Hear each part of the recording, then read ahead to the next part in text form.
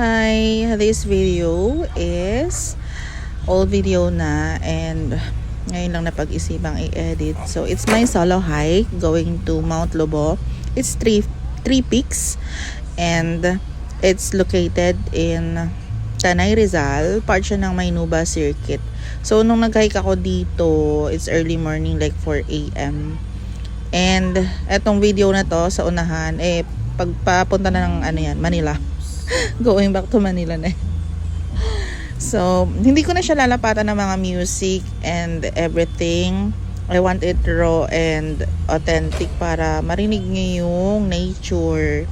So, hindi na ako mag-voice over masyado and enjoy watching.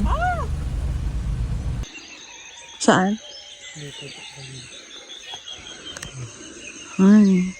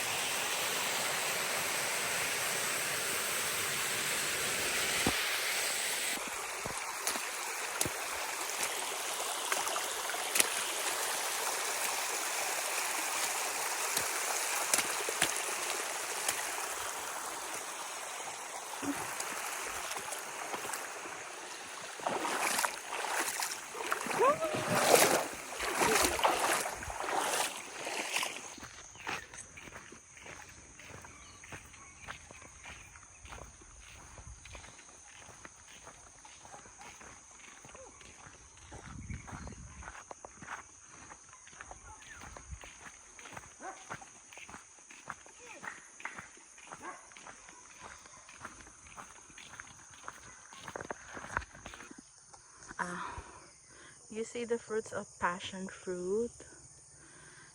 The owner is Korean.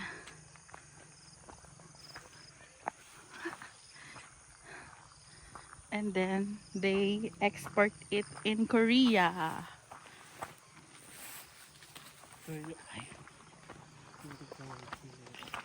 They export it in Korea, they said. It's raining.